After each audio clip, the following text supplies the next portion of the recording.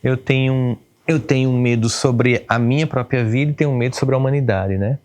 O meu maior medo é perder o propósito. Em algum momento me deixar capturar por Maia, pela ilusão, sabe? É sempre manter-me fiel ao que essencialmente move minha vida.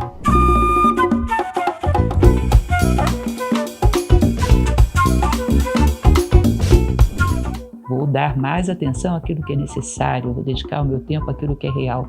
É impressionante como imediatamente essa dor cessa. Se você se coloca diante da cena e se redime, você imediatamente é como se você tirasse aquele espinho do teu coração.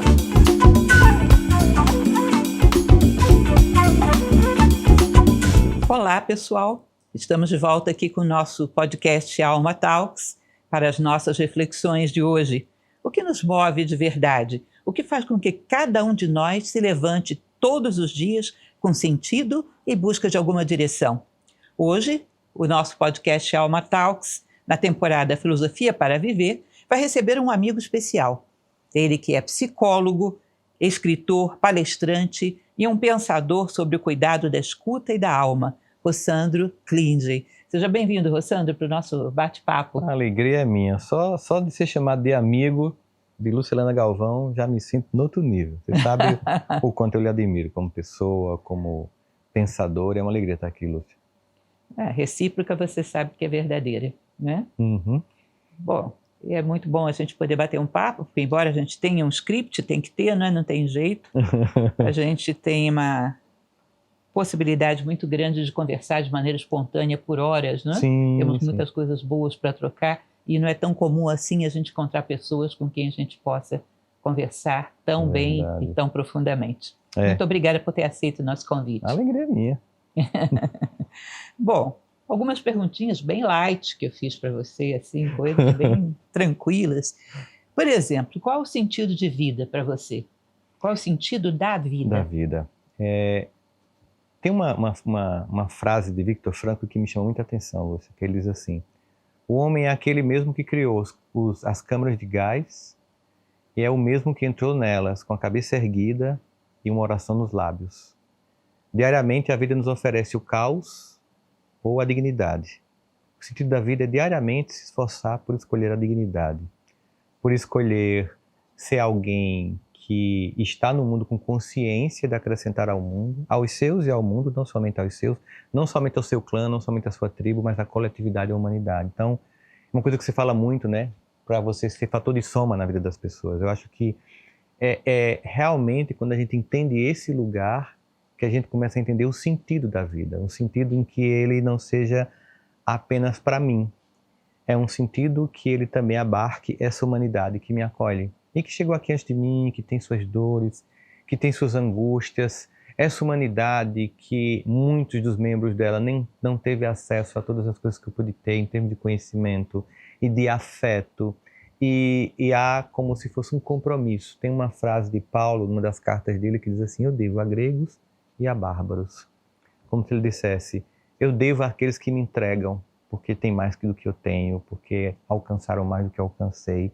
E a melhor forma de retribuir a esses é entregando aos que atrás de mim também esperam que eu entregue, aqueles que não alcançaram o que eu alcancei. Então, esse sentido. E meu avô resumia naquela fala muito nordestina dele, porque uma vez ele pegou um monte de frutas na casa no sítio de um vizinho dele, aí pegou jabuticaba, pegou manga, e quando a gente chegou em casa, ele tinha pegado uma mala de um Chevette hatch azul, celeste que ele tinha, 77, cheio de frutas. Quando a gente chegou em casa, o vizinho da frente tinha 6 filhos.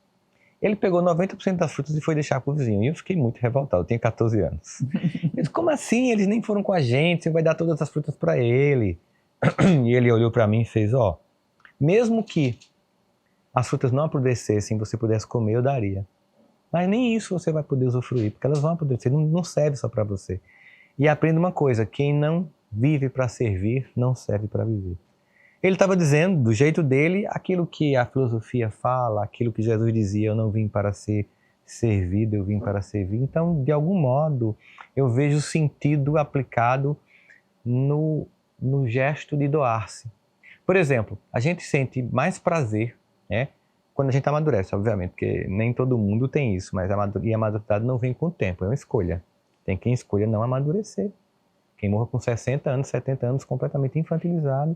E tem quem escolha amadurecer mesmo jovem. Você conhece a frase dos alquimistas sobre isso? Não, fala, Lúcia. Eles dizem que tem certas pessoas que são como certos frutos, que passam da fase verde para a fase podre, não amadurecem.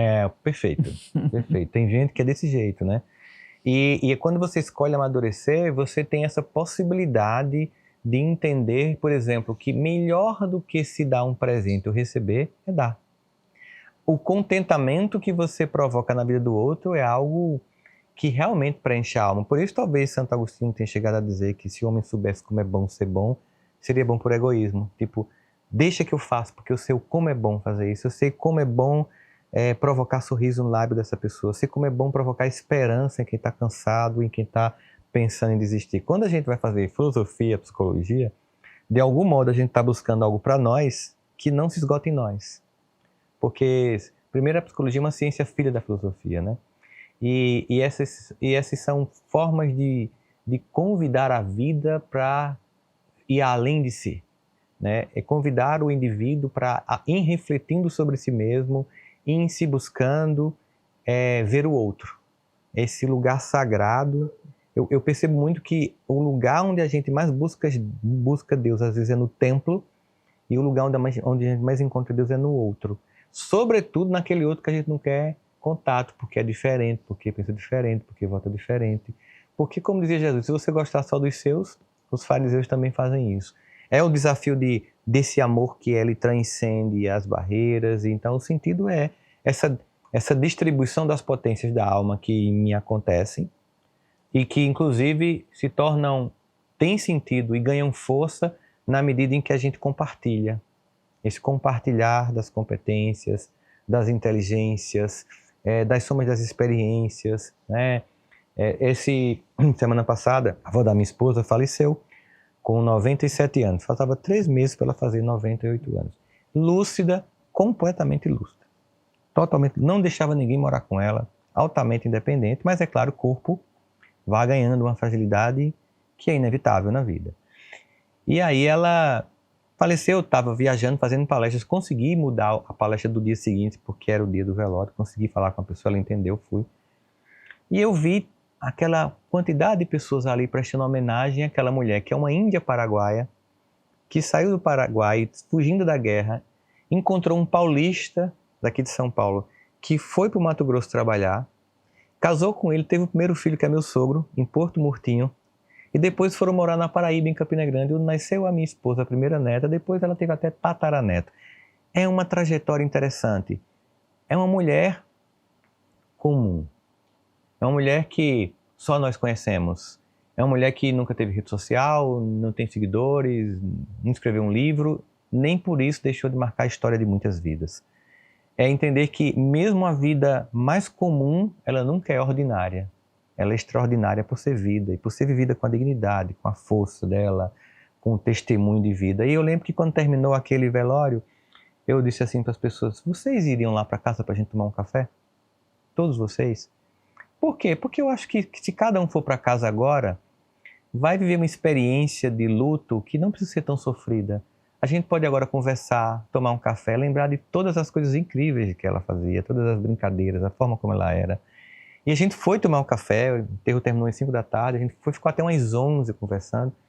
E as pessoas agradeceram depois. Eu disse, eu queria agradecer a vocês por me permitirem receber vocês e também por nós mostrarmos que ninguém precisa viver um luto, sabe, um sofrimento que não acaba. Eu sei que agora cada uma de vocês, as filhas, os filhos vão voltar para casa e que agora vem esse momento inevitável, né, de solidão, de despedida, mas que a gente pode ter compartilhado aqui também a vida, que vocês possam ter visto aqui que ela está aqui, no DNA de cada um de vocês, nas memórias que eu faço parte dela, não como um herdeiro genético dela, mas como alguém que entrou na família por casar com a neta dela, e perceber isso, a vida acontecendo, ou seja, em todas as circunstâncias, a gente pode ser um instrumento, em qualquer lugar a gente pode estar disponível. Eu sei que nem todo dia a gente está, tem dia que a gente está cansado mesmo, que a gente vai...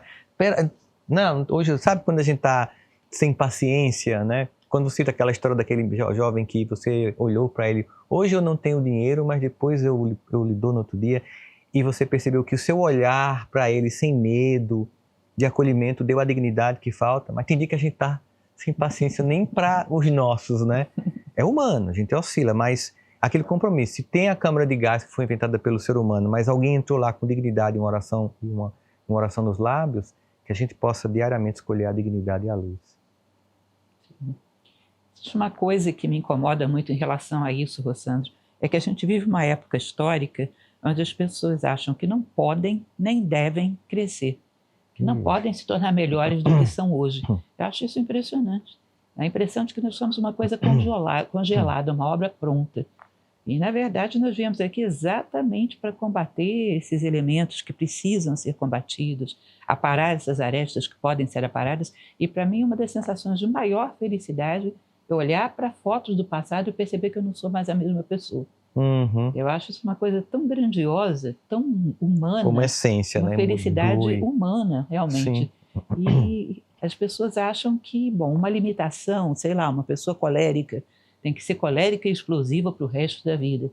Uma pessoa que tem uma instabilidade emocional tem que ter essa instabilidade emocional pelo resto da vida. Ou seja, elas ficam prisioneiras, reféns dos seus próprios defeitos.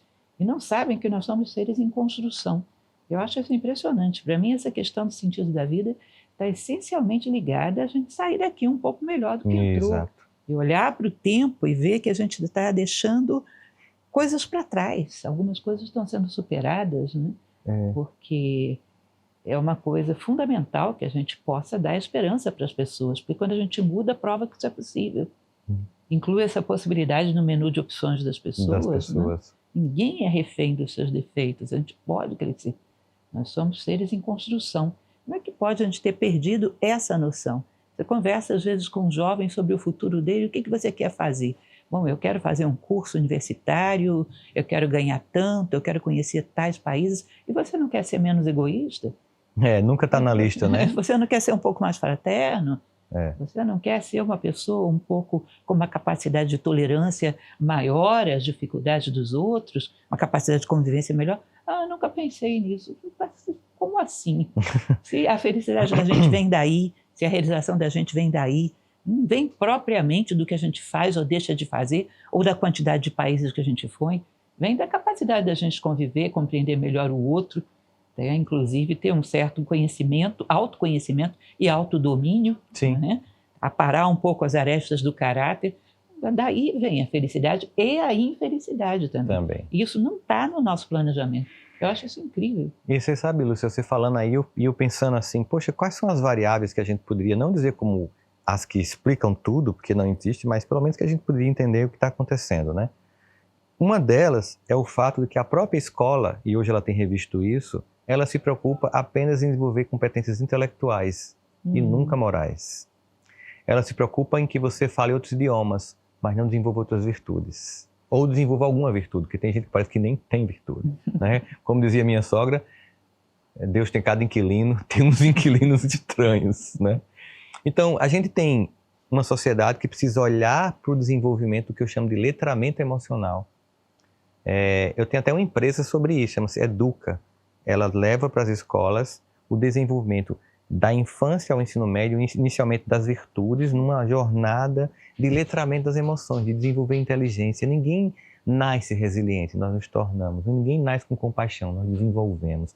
Do mesmo jeito que as pessoas querem desenvolver músculos na academia, as virtudes são musculaturas que precisam ser desenvolvidas, precisam ser repetidamente olhadas e convidadas a esse crescimento perpétuo, constante, que é o que dá esse sentido para o que a gente está discutindo.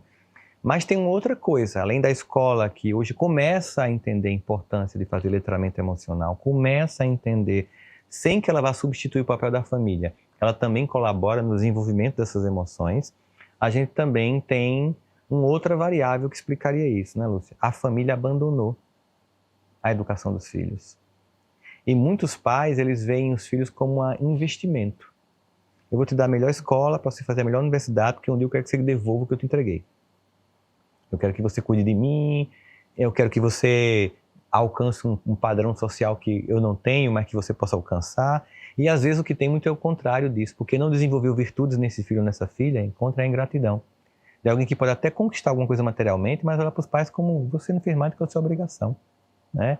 Então existe uma família também, muitas famílias que têm falido nesse papel de educador parental, que tem educado filhos para o infantilismo, para o não crescimento, para esse apodrecimento sem passar pela maturidade. A gente tem visto fenômenos, por exemplo, de pais indo para entrevistas de emprego com os filhos. E tem visto, inclusive, um fenômeno recente de uma mãe que foi sozinha para a entrevista de emprego da filha. Então, ela é ótima, é porque ela é tímida, mas pode contratar ela, ela é uma pessoa incrível. A gente tem visto, por exemplo, lembro demais de um artigo, inclusive que eu citei no meu livro Help Me Eduque, da reitora da Universidade de Stanford, que disse, que inclusive professora de filosofia, que disse que ela não acreditava no que estava acontecendo. Que os alunos, os pais estavam indo para a universidade, como iam para a escola de ensino médio, não era uma coisa comum, e que ela passava um texto de filosofia clássica que nunca teve problema nenhum, um texto de 35 páginas, e que os últimos alunos dela tinham agora dito que o texto era extremamente denso e profundo, parecia que estava lendo as Lusíadas, né? o Inferno de Dante, e que discordavam completamente do autor. E ela perguntava, ok, é uma aula de filosofia, você pode discordar, mas o que? Não, eu só discordo. O autor, Sócrates. Então, a gente começa a ver algumas variáveis. Depois, esse mantra da prosperidade material, em que até Deus, para algumas pessoas, se tornou uma espécie de Amazon de proporcionar teus desejos e virou aquele que satisfaz teus caprichos. Então, existe a ideia de evolução somente voltada para evolução estética, evolução material, exibição de padrões de vida. E aí, é claro, olhando tudo isso, uma geração inteira pensa, aliás, nem pensa sobre virtudes, porque parece que a única virtude é o sucesso. E mais, o gostoso não é vencer, é vencer sobre o outro, é ter mais que o outro. Ninguém pensa em vencer com o outro, em crescer juntos. E isso a gente vai percebendo, né? Agora, ao mesmo tempo, quando eu vejo que eu, você e tantas outras pessoas que estavam ali no mundo da academia, no mundo da filosofia ou no consultório, e que vai para a internet, e apesar de algumas pessoas fazerem críticas, e tudo bem, faz parte, as pessoas querem criticar tudo e a todos, mas a gente começa a atrair milhões de pessoas, é porque tem esperança também. Existe também uma outra geração que está, talvez, alguns já desencantados com esse modelo que não preenche, porque a gente sabe que o mundo material ele esgota, não preenche, não dá sentido à vida, e que começam a buscar algo que realmente seja mais grandioso, né? Então, esse sentimento de não crescimento é muito comum. Eu fiz recentemente uma palestra para a direção de um banco, e um dos diretores disse assim para mim, você está falando de propósito, e eu achei interessante porque eu estava na minha sala, peguei na minha cadeira e disse assim, se um dia vocês quiserem sentar nessa cadeira, e todos os jovens que estavam lá riram. E eu perguntei, por que vocês estão rindo? Eles disseram, por que você acha que a gente quer sentar nessa cadeira? A gente tem propósito. E aí eu fiquei sem entender, Rossandra. Eu disse, olha, na verdade, parte da nossa vida tem como propósito também ser uma pessoa que se sustenta, tem maturidade financeira. É muito fácil querer cuidar das baleias quando você não paga nem as contas da sua casa. É muito fácil querer cuidar das tartarugas, a paz do mundo, se você não arruma nem seu quarto. Lembrando Confúcio, né? Se você quiser administrar o Estado, começa pelo teu quarto. Então, eles estão perdidos alguns, mas alguns começam a se encontrar, começam a achar, começam a vir. Você entrevistou aqui já pessoas da música que têm mostrado um poder de reflexão, que têm encontrado a necessidade de buscar algo mais profundo. Que a gente mantém a esperança de que a gente vai conseguir acordar alguns, né? Uma coisa que eu já refleti a respeito disso, essa corrente do não passo adiante valores porque não tenho valores. Isso me lembra aquela música do Djavan, né? Sabe lá o que não ter E ter que e ter ter que ter para dar. Porque também os pais não receberam isso, né? Não tem como passar adiante uma coisa que não receberam. Uma coisa que a gente trabalha em Nova Acrópole, que é começar a ensinar as pessoas a fazerem reflexão. Uhum. Que era uma coisa que está no kit básico do ser humano. Né? E a gente já não sabe mais, não para fazer reflexão, mergulhar dentro de si próprio, refletir, buscar um pouco o princípio das coisas, quem sou eu. A gente, dentro da escola, a gente ensina muito sobre 3 níveis de reflexão. Uma reflexão filosófica, que é uma reflexão moral, que é a básica, né? Que a gente começa perguntando o que é certo, o que é errado e por que é certo. Por que é errado, o que é justo, o que é injusto, ou seja, a base do comportamento moral por que é certo e por que é errado para mim, e não numa convenção social.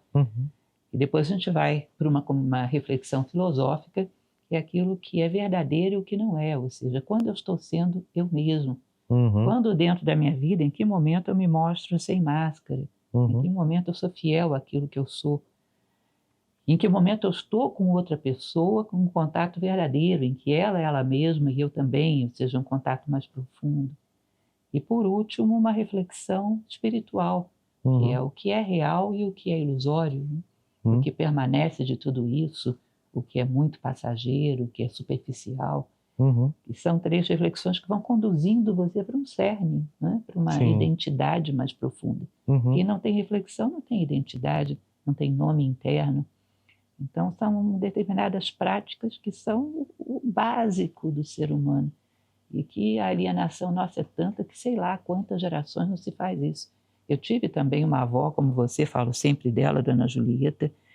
A gente chegava na casa dela, lá no Rio de Janeiro, Bangu, que ela morava. A gente chegava na casa dela, o segundo esposo dela, ou seja, o meu avô postiço, né? Ele chegava e dizia, não vai lá fora não, que ela está matutando. Ela pegava o pratinho dela de arroz com feijão, fazia uns bolinhos, comia com a mão. Ela era nordestina também, era alagoana. E ficava lá, matutando. E eu ficava tentando entender, gente, o que é matutando? E hoje ninguém matuta mais. Não tem tempo para essa vida interior, onde você para um pouco para refletir, afinal de contas, qual é o sentido disso tudo? Você sabe que a sociedade que a gente vive, ela não tem nenhum estímulo para isso, né? Porque ela fica sempre nos chamando para a próxima série, para a próxima temporada, para a próxima balada, para a próxima viagem. É sempre um adiar de encontro consigo.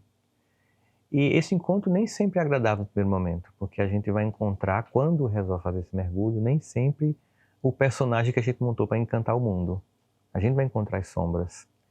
E ao encontrar essas sombras, os defeitos que a gente projeta lá fora, que a gente começa a encontrar na gente, a gente vai ser convidado a um processo de auto-perdão e de autocompaixão.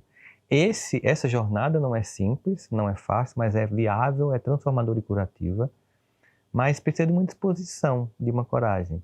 Se você não for ensinado a fazer isso, você vai no piloto automático. Você vive apenas das coisas básicas, sono, sexo e alimentação. E vive apenas de subir de status, assim. A gente pega aquela pirâmide da necessidade de Maslow, né? Necessidade de coisas básicas, como sono, alimentação e sexualidade, está aqui. Aí, e muita gente nem aqui está. Muita gente, enquanto a gente está aqui, está com fome. Então tem gente que nem nesse nível conseguiu ainda preencher. Preencher desse nível você tem segurança. Eu tenho para onde voltar, eu tenho um lar, eu tenho um quarto para dormir, eu tenho como fazer minha feira. Muita gente também não está aqui. Aí tem um nível de afeto. Eu sou amado por alguém, eu amo alguém. E depois vem para o 4º nível, que é status. Mostro o que vim, o que é que eu faço para o mundo, tenho um reconhecimento.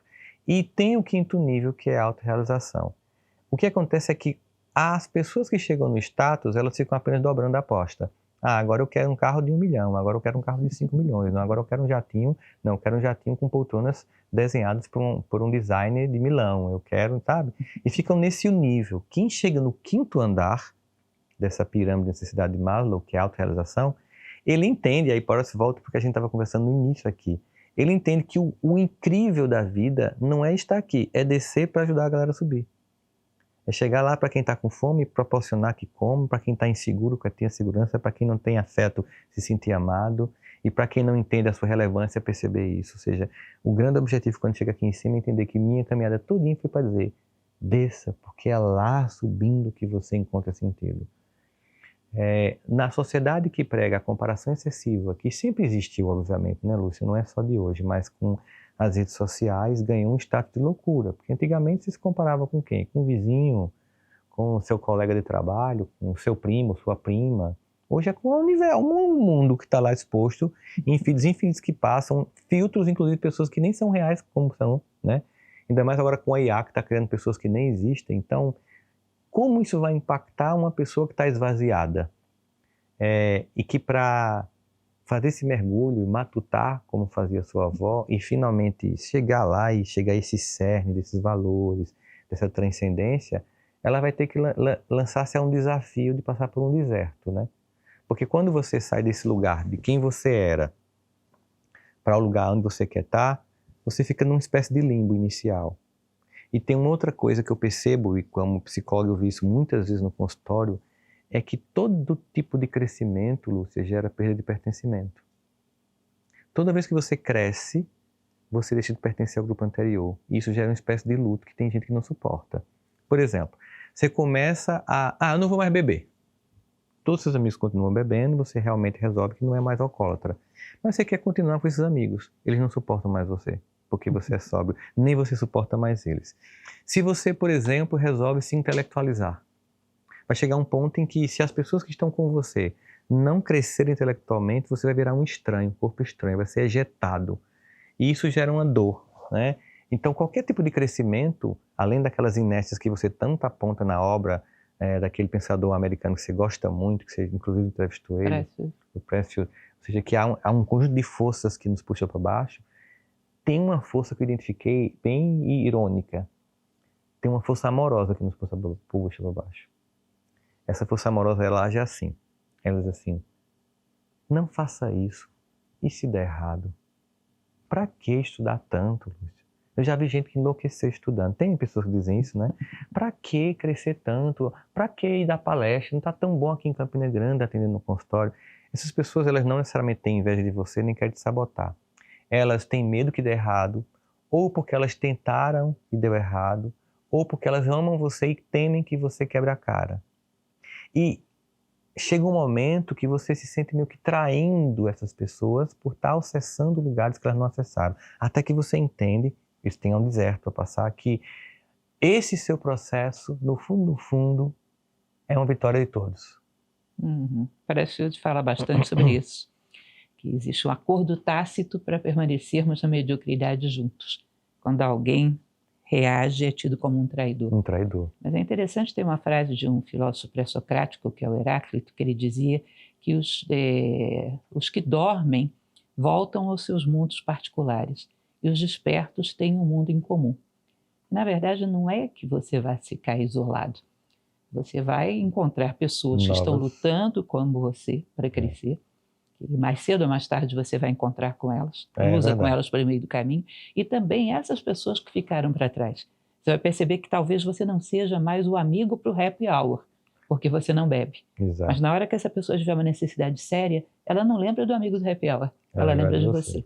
Tá? Então, o que você tem é que mudar a que você está associado.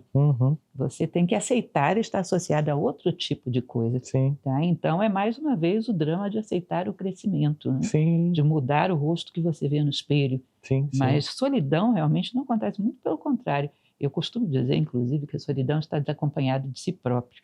E para mim é exatamente isso. Né? Você vai estar cada vez mais acompanhado de si próprio, cada vez mais com consciência de quem é você. É o fundamental. Nesse momento, você percebe que não existe nenhuma companhia externa que substitua esse estar consigo mesmo. Essa capacidade de ter uma reflexão, uma vida interior que te permita estar vivo em qualquer circunstância. Isso que você fala do processo de autoconhecimento, eu também acho muito interessante o processo medieval que eles falavam das obras, né? A obra em negro, a obra em branco, a obra em vermelho. Porque quando a gente desce aos porões e vê todos os nossos defeitos, é um negócio muito complicado, é dolorido. Mas, ao mesmo tempo, você percebe que você converte aquilo ali numa energia que te propulsiona para cima. Você não elimina aquilo, você converte. Então, você pega uma teimosia, transforma numa determinação facilmente, só redireciona. Então, você aproveita todas aquelas energias em outra direção. É um processo que, quando a gente perde o medo, ele nos faz crescer. Agora, o confronto é sempre muito dolorido. É sempre. Esse processo de solidão que eu falei, Lúcia, é um processo que ele é inicial e temporário, né? Porque nem sempre, assim que eu começo a perder pertencimento a esse grupo, eu encontro já as pessoas aqui que estão em sintonia com o meu estado de despertar. Isso vai acontecer, mas tem um períodozinho ali em que você sempre sente... tem um umbral de medo, né? É um umbral de medo. E aí, é nessa hora que encontrar em você um repouso é fundamental. Porque a vida, mesmo quando você encontra seus amigos e encontra uma nova turma que está com uma consciência esperta, Vai ter seu dia de solidão em que você vai enfrentar suas dores sozinhos. Isso que na psicologia, que na filosofia você está falando, esse buscar, ir lá para esse mundo medieval, encontrar as sombras, como diz Jung, mas finalmente encontrar repouso em si, né, é o que a gente chama de ser um indivíduo autorregulado e autoapoiado. O indivíduo imaturo, ele é regulado e apoiado externamente. Ele precisa de validação, de like, de aplauso, de você é incrível, de ouvir coisas que façam com que ele se sinta importante. O indivíduo autorregulado, ele sabe do lugar que ele tem no mundo, independente do mundo estar aplaudindo, dando curtida, dando like, né? Então, assim, esse é um lugar que para chegar lá, você tem que passar por esse deserto, por revisitar essas sombras e convertê-las. Ou fazer a transmutação, como diriam os alquimistas, ou Freud chamava isso de ele pegava um defeito e um mecanismo de defesa que ele, por exemplo, alguém que tinha ânsia de assassinar, mas que por seus princípios não cedia a esse instinto, se tornava um cirurgião. Ele usava a mesma vontade de cortar um corpo não para assassinar, mas para salvar. Ou seja, é quando eu vou convertendo os aspectos mais sombrios que eu preciso encarar que existem, porque como o Jung também dizia, enquanto o meu inconsciente não se torna consciente, ele vai dominar minha vida, eu vou chamar de destino. Então, o destino é a inconsciência da capacidade de se dirigir, né, de se direcionar. Mas aí acontece isso, e aí é incrível, quando você encontra a sua turma, a sua nova galera, você sai do conceito de network barato, eu só vou me relacionar com fulano porque é legal, porque fulano vai me proporcionar tal coisa, sai do network para ir para o soul work, né? Por um trabalho de almas que se coligam e que se percebem e que entendem, nós estamos com o mesmo objetivo de nos trabalharmos para levar a nossa própria consciência, como você muito bem disse, eu acho que é incrível, de fato isso acontece, o seu movimento de crescimento ele se torna inspirador para aqueles que no primeiro momento acharam que você estava traindo, mas que no fundo você mostra, olha, é possível outro caminho, além de todo mundo estar na cachaça. É possível outro caminho, além de todo mundo querer só lacrar nas redes sociais ou só ter o melhor carro do mundo. É possível, sabe? Em vez de ser uma família que se encontra no Réveillon para ver quem está melhor financeiramente, que se encontra para comemorar o amor que nos une. Então, esses movimentos de crescimento, eles são impossíveis de serem apagados, né? Acho que por isso que Jesus também dizia que não se pode colocar uma luz debaixo do alqueire, nem jamais se pode esconder uma cidade fortificada e iluminada que está em cima de uma montanha. Quando você se eleva, você se torna farol para as pessoas. Uhum. Bom, mas vamos voltar para o nosso roteiro, né? Porque senão embora. A gente vai desenvolver tanta coisa em cima da primeira pergunta. Que não volta, né? Não volta nunca mais. Essa aqui é interessante, a segunda. Se você encontrasse um gênio da lâmpada, você tem direito a um pedido só, pode ser qualquer coisa. O que seria? Não perder minha humanidade. Eu acho que um dos grandes problemas da humanidade atual é a desumanização, a indiferença moral. Quando a gente fica indiferente à dor do mundo, a gente perde a nossa humanidade. E acho que perder a nossa humanidade, perde nosso contato com o sagrado, perde nosso contato com a fé, perde o nosso contato com a construção do amor. Então, que nunca nada me anestesie a dor do mundo. Não que eu seja tomado e me prostre diante da dor do mundo, que seja um instrumento para mitigar a dor do mundo, mas jamais indiferente à dor do mundo. Nem que a dor do mundo me arraste, mas que eu também não seja indiferente. Um equilíbrio de alguém que, apesar do mundo estar em sofrimento, se constrói como pessoa, até para estar mais forte, para ajudar também esse mundo.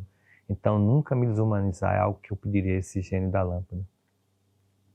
Existe uma pensadora do século XIX, Helena Blavatsky, que ela dizia que você não deve deixar secar a lágrima que corre do teu rosto antes de a secares no rosto de quem a sofre. Ou seja, uma certa dor sagrada tem que andar com a gente. Eu me lembro que eu era pequena, eu via aquelas imagens cristãs, daquele Jesus com aquele monte de espinhos cravados no coração. Eu achava que uma imagem tão estranha. O que é isso? Uma pessoa com um monte de espinhos cravados no coração? Depois que eu cresci, é que fui perceber que se eu não tiver um espinho ou outro no meu coração, eu não caminho. Tem que ter. Inclusive, saber conviver com essa dor sagrada, né? Sim. Que te dá uma força fora do comum contra a inércia, contra a resistência à mudança, porque se eu deixar de fazer aquilo que me corresponde, tem alguém lá na frente que eu vou deixar de ajudar. que eu vou deixar de encontrar. Existe um conceito para isso, inclusive na Índia, que eles chamam de karma futuro. Diz que se você anda no seu ritmo, o ritmo que você pode, que você sustenta, num determinado momento lá na frente você cruza com o caminho de alguém. E essa pessoa vem tendo várias derrotas, você é a última esperança. Se você não encontra com ela ali, logo depois tem o abismo. E se você faz concessões a debilidades, a inércia, por qualquer coisa no meio do caminho, você não vai estar lá. Na hora que ela precisaria para você interromper essa queda. Então a necessidade dela, embora ela não saiba nem que você existe, a necessidade dela te puxa para o futuro. E essa necessidade, essa dose de dor que a gente tem que, sem dramas, saber carregá-la no coração. Um pouco da dor da humanidade. Sim. Ajuda a gente a vencer a inércia pela manhã. Por que levantar da cama? Por que agora? Por que vencer as resistências? Por que deixar as coisas para trás? A casa da gente é super confortável. Não a sua está lá em Campina Grande, a minha está lá em Brasília. Né? Super confortável e a gente está aqui. Ou seja, essa resistência que sempre dá de sair desse ponto de conforto, de avançar, de ir onde é necessário, vem muito dessa dor que a gente guarda no nosso coração. Que tem que saber caminhar com ela, sem dramatizar. É interessante porque você falando isso, você fica lembrando de situações em que você foi interrompido de uma queda ou que você interrompeu alguém numa queda, né? Porque a gente vai encontrando pessoas que vão sendo ou obstáculos ou vão ser pontes para que a gente não passe e caia num abismo, a gente passe por ele, como aquela música Like a Bridge Over Troubled Waters, né? Como uma ponte sobre águas turbulentas, que eu posso ser para você, meu amigo, como uma ponte sobre águas turbulentas, que a gente possa realmente ser essa pessoa que vai ao encontro das pessoas e se move. Porque, é claro, você falou assim, poxa, a gente podia estar em Brasília, em Campina Grande, né? Confortável, vendo uma série, não pegar um voo de madrugada para a gente estar junto aqui agora, o que é um prazer imenso. Vai ter um cansaço, mas por quê? Porque a gente pensa, poxa, que alguém que veja esse vídeo de madrugada, quando acorda assim, às vezes sem esperança na vida, aí eu vou colocar alguma coisa aí, talvez uma palavra, uma frase, né? A gente escuta muito quando está autografando, né? Ah, um vídeo seu, uma frase sua do seu livro, mudou, ou seja, cruzou no momento. Eu lembro que uma vez eu estava no consultório e chegou uma senhora para eu atender. E a gente faz duas perguntas clássicas. Qual foi a dor que te trouxe? É uma dor que é mais chamativa que trouxe o paciente para o consultório. E se algum outro profissional indicou? Porque aí você pode perguntar se foi algum médico ou alguma médica que você precisa fazer um tratamento conjunto. E essa mãe falou assim, foi o meu filho que me indicou você. Aí eu perguntei, e seu filho me conhece de onde? Ele foi seu aluno na universidade. Aí eu disse, então quando a senhora apresentou esses sintomas, ele falou, mamãe, vai para o professor Rossandro. Ele na verdade não falou isso, é porque meu filho era alcoólatra. Durante 10 anos ele quebrou vários carros, sofreu acidentes. E um dia ele chegou de uma aula sua e disse, a partir de hoje, da aula do professor Rossandro, eu não bebo mais. E quando ela disse isso, eu fiz assim para ela, por favor, pergunte a ele o que foi que eu disse. Porque eu tenho certeza que todos os alunos que viram essa aula não deixaram de beber. Porque certamente houve uma coisa que eu estava falando de uma mente que estava se preparando para receber aquilo, né? Um ponto de encontro. E quando ela saiu, eu fiquei bem impressionado com aquilo, né? E fiquei me perguntando, puxa vida, o que isso quer dizer? Era uma sexta-feira de tarde, era o último paciente, ela era a última paciente. E aí me veio uma parábola bem conhecida do mundo cristão, que é a parábola do semeador que saiu a semear, em que Jesus vai lá e joga sementes, primeiro em espinhos, né? Depois ele joga em pedras, né? Depois joga em pedras, depois em espinhos, depois em uma terra que é muito fofinha, que não tem umidade, e finalmente em terra úmida. Do ponto de vista da lógica de um homem do campo, seria alguém que sem nenhum completo conhecimento de como plantar, porque perdeu 75% das sementes. Mas como tudo tem níveis de metáforas e níveis de compreensão, né, que a gente sabe, naquele momento me veio uma metáfora sobre aquilo, que na verdade, e aí pensando como educador, porque ele tinha sido meu aluno, que na verdade o semeador não estava preocupado com o solo, mas com a semente. Ele confiava na semente. Às vezes aquele solo pedregoso, aquele aluno de final de fundo de classe de que não está nem aí para nada, com aquela cara de tédio, fazendo o pacto da mediocridade, como diz Springfield, todo mundo ali ficar ali na medianidade ou na mediocridade, ele pode no primeiro momento olhar para você e olhar, nada a ver isso aí. Mas aquela vida depois vai ser esmagada pelas escolhas infelizes que fez, vai chorar pelos resultados que não alcançou, vai suar para finalmente conseguir alguma coisa na vida, e a semente que foi jogada ali finalmente encontra um solo fértil e germina. Então, às vezes, algumas pessoas desistem de continuar semeando porque elas acham que tem que ver a semente, a germinação, a flor e o fruto. E, na verdade, eu acho que parte disso tudo só pertence a Deus ver. A gente está apenas semeando enquanto as pessoas passam na nossa vida, elas semeiam enquanto passam na nossa. E todo esse processo, como ele vai se desenvolver para frente, é uma coisa que não está na minha, digamos assim, na minha alçada ver. Teria talvez até uma arrogância querer ver todo o processo, né? Mas pelo menos numa alma eu preciso ver, na minha. Com certeza. Eu tenho 37 anos que eu dou aula. Existe uma coisa que eu já desistia de tentar antecipar o que o ser humano vai ser e o que vai fazer, julgar o ser humano. Aquele aluno que está lá no fundo, e você diz, esse não tem chance. De repente. Aquele que está entusiasmado, astralizado na primeira fileira, esse... Bom, daqui a pouco as coisas todas se invertem. O ser humano é um mistério. É. Alguém que você jogou uma semente e disse, ali não tem, aquele solo não vai brotar nada, de repente passa por você, que é um avião a jato, você não anota nem a placa. Tem uma música de Danny Black, inclusive ele gravou com o Milton Nascimento, que fala muito isso, Lúcia. Ele diz assim, eu sou melhor do que era ontem, eu sou maior do que era ontem, eu sou filho do mistério do silêncio e somente o tempo vai me revelar quem sou. E às vezes nem a pessoa sabe que o tempo vai dar ela... Qual é o momento, qual é o ponto de esgotamento, né? O ser humano é realmente um mistério. Não dá para a gente querer julgar. Mas vamos lá para a nossa terceira pergunta. Qual a sua visão de Deus? Deus é o sentimento amoroso que sustenta toda a vida e o universo. Um amor que, longe de ser julgador, é acolhedor, que não fica apontando nossas quedas, mas estendendo a mão para nos levantar.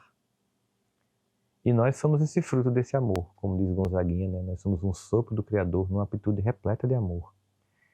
E esse amor, às vezes, é interpretado de forma equivocada, ao gosto do freguês, às dominações políticas, religiosas dos tempos, de cada época, mas ainda assim, ele não pertence aos grupos sociais que querem tomar ou patentear o nome do sagrado. Nós é que pertencemos a esse amor que nos criou. E que tem paciência com os tempos de cada um de nós, mas que também tem leis que são imutáveis e que cobram as consequências da nossa recusa em não crescer, da nossa recusa em não amadurecer. Inclusive, essa é uma pedagogia linda do amor de Deus, porque às vezes a nossa inércia, a nossa preguiça de avançar vai gerar consequências, e essas consequências vai gerar movimento. Então, às vezes, esse amor pode parecer que está fazendo doer, mas foi escolha nossa por não se mover no progresso. Aí, quando a gente insiste em egoísmo, sabe, em indiferença, em algum momento a gente vai colher a amarga semente que a gente plantou. E a gente começa a sentir que tem que plantar algo diferente, né? Então, esse amor está se manifestando e sustentando tudo. E ele está, como eu disse no início, não apenas nos templos, quando as pessoas procuram, às vezes é onde ele menos está. Porque nem sempre quem está no templo está servindo a Deus, está servindo a si e a seus próprios interesses. Mas ele está no templo sagrado, que é o outro, e está no templo sagrado, que sou eu, né? Então, percebê-lo no outro e percebê-lo em mim. Essa dupla movimentação, esse amor em movimento, vai fazer com que eu sinta Deus. Eu acho que talvez por isso o texto mais conhecido do mundo cristão é a primeira carta de Paulo aos Coríntios, né? Ainda que eu fale a língua dos anjos e dos homens, se eu não tiver amor, eu nada serei. Então, se eu não manifestar esse amor em mim, eu nada serei. E é interessante porque eu vejo que muitas pessoas não sentem o amor de Deus. E quando eu digo que as pessoas ficam até meio chocadas, porque dizem, mas vai num sábado à noite, em qualquer lugar do mundo, os templos estão lotados. Estão. Tem pessoas que precisam de Deus e buscam Deus nem sempre pelos melhores motivos, mas poucas sentem o amor dele. Porque não se acham merecedoras, se acham incapazes, ou porque não entendem que para sentir esse amor de Deus é preciso amar os outros que ele criou como filhos. É essa condição que nos dá a permissão interna de usufruir desse amor presente de Deus no mundo. Eu gosto muito de uma passagem, você já deve ter visto, o último vídeo de entrevista que o Carl Jung deu à BBC. Tem uma passagem que perguntam se ele acredita em Deus. E ele diz que não, que a relação dele com Deus não é um sistema de crenças. Não é uma questão de acreditar, é uma questão de saber. E eu realmente percebo isso. As pessoas têm uma noção de que Deus, que eu acho que é muito ligada a um Deus que foi criado pelas religiões, né? Um personagem antropomórfico, muito parecido com o ser humano, com paixões, com escolhas, com preferências. E diante disso elas dizem, bom, isso eu não acredito. Mas eu fico pensando a respeito do que faz uma pessoa dizer, isso eu não acredito. Se eu mostrasse para você um objeto, sei lá, que você nunca tivesse visto, te mostrasse um garfo, e eu dissesse, bom, isso aqui é uma caneta. Você não teria por que negar, nunca vi, pode ser que seja. Agora, se você tem alguma noção do que é um garfo, do que é uma caneta, você vai me dizer, não, isso não. Não acredito que isso seja uma caneta. Então, às vezes, eu tenho a impressão de que quando uma tradição religiosa apresenta um Deus muito antropomórfico para alguém, e essa pessoa diz, eu não acredito nisso, o que não deixa ela aceitar Deus é Deus. Uma noção anterior e interna de Deus. Porque senão não teria por que negar. Sabe? E hoje eu vejo cada vez mais essa tendência das pessoas, eu não acredito em Deus, qual é o Deus que você está falando? Uma percepção interna de que existe um sentido em todas as coisas. Platão ele definia o bem como aquilo que une. Eu acredito muito nessa ideia do bem absoluto, da ideia do bem absoluto que conduz à unidade final e que permeia tudo, que conduz os seres na direção da unidade, passando por todas as leis, como você falou, meus trancos e barrancos, de vez em quando passando por sofrimentos, mas aos poucos vamos todos caminhando de volta para a casa do Pai, todos de volta para a unidade. Essa unidade que a gente percebe que é a realidade das coisas, está em tudo, está por trás de tudo. Eu acho muito difícil que alguém, num momento de reflexão profunda, não perceba que existe esse fio invisível que interliga todas as coisas. Que a unidade, que é o atributo de Deus por excelência, é muito sensível, não é uma coisa intelectual. Não adianta fazer 1000 perguntas lógicas e racionais acerca do que é e do que não é Deus, porque a razão divide para entender, e Deus é uno. Portanto, a razão não alcança uma percepção muito profunda de Deus. Se a gente abre um pouco a mão da mente, dessa mente que divide, que fraciona, e percebe um pouco da unidade. Em nós, nas coisas, no mundo, a sensação da unidade, a percepção da unidade não é uma coisa muito difícil. E é uma percepção do sagrado por excelência, que dá sentido e encaixa todas as coisas. Eu gosto muito daquela definição que eu cito sempre, do Mircea Eliade, que ele dizia que o sagrado é a função de dar sentido. Quando você resgata o mundo da arbitrariedade, coloca cada coisa no seu lugar, entende o sentido de todas as coisas e tudo encaixa como se fosse um quebra-cabeça, é como se você, num determinado momento, visse o retrato de Deus. E a fé é exatamente essa capacidade de iluminar e dar sentido no caos, né? Eu lembro demais, meu avô, ele adorava Khalil Gibran. E eu adorei quando fui à peça que você criou o texto, eu fui assistir aqui, né? Linda aquela peça. E lembro demais que ele recitava Khalil Gibran para mim, e uma das coisas que nós adorava citar a fé é um salto no escuro para os braços de Deus. Quem não tem fé nem salta nem abraça, fica no escuro. Fica na falta de sentido. E eu achei incrível quando você falou que o que nos faz negar Deus é o Deus, ou seja, há no fundo de nós, que somos criados por Ele, que Ele não é nada de quando se apresenta um Deus antropomórfico, um Deus que pune, que divide, que escolhe, né? Mas um Deus que ama a todos, um Deus que acolhe, um Deus que pega o samaritano no caminho, né? E coloca ele para fazer os que os doutores da lei deveriam fazer, porque entendiam a lei, mas não cumpriam. E aquele que era excluído do templo vai lá e cumpre o que tem que ser feito, o que é concreto, o amor que é palpável, e não aquele que é um discurso, e que a gente vê se manifestar. Que a gente vê, por exemplo, na mãe que está colocando o filho para dormir, e coloca a mão na testa até a febre baixar e passa a noite acordada, né? Naquele filho que depois vai botar a fralda naquela mãe porque está velhinha e vai passar óleo de girassol para não ter esse cara.